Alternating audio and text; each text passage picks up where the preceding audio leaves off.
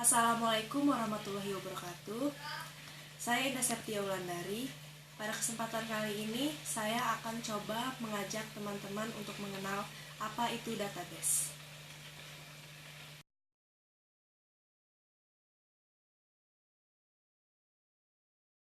Misalkan 15312553 Andi Ajis Teknik Informatika dan 15243446 Indah Sulastri Sistem Informasi. Nah, ini yang kemudian disebut basis data atau database, yaitu sekumpulan data atau informasi. Kemudian database ini disimpan dalam tabel yang terdiri dari NPM, nama, dan jurusan. NPM, nama, dan jurusan ini yang disebut sebagai field. Sedangkan 15312553 Andi Ajis Teknik Informatika dan 15243446 Indah Sulastri Sistem Informasi, ini yang disebut dengan record atau data.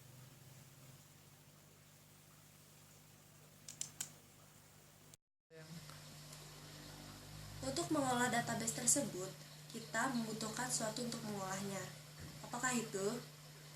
Ya, suatu aplikasi atau software untuk mengolah database tersebut, yaitu DBMS atau Database Management System. Berikut contoh DBMS: SQL Server milik Microsoft, MyAccess milik Microsoft, MySQL milik MySQL Lab, dan Oracle Database milik Oracle, dan masih banyak yang lain. Kita udah nggak asing nih dengan nama MySQL yang bahasanya menggunakan SQL, yang merupakan singkatan dari Structured Query Language.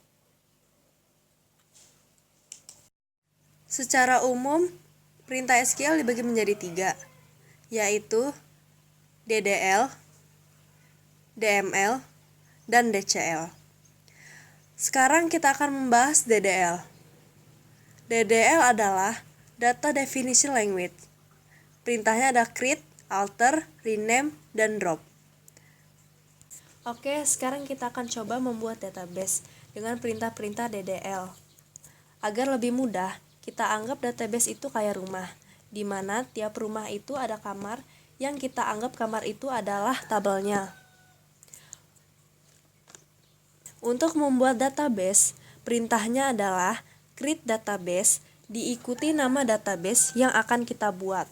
Misalkan DB Akademik. Create database itu perintah DDL-nya. Sedangkan DB Akademik itu adalah nama database-nya. Lalu kita buat tabelnya dengan perintahnya create table diikuti nama tabel yang akan kita buat. Misalkan TBL mahasiswa. Create table itu perintah DDL-nya, sedangkan TBL mahasiswa itu nama tabelnya. Nah, ini adalah tampilan tabelnya.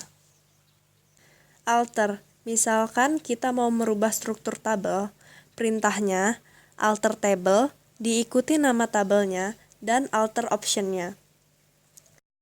Rename, untuk mengganti nama tabel, rumusnya rename diikuti nama tabel sebelumnya dan nama tabel yang akan diganti.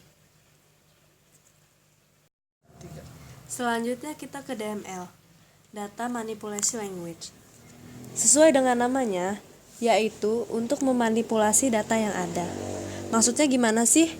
Yuk kita bahas.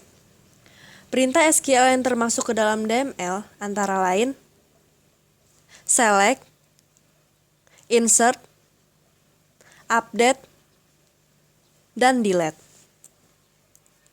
Misalkan kita mau menampilkan data Indah Sulastri, sistem informasi,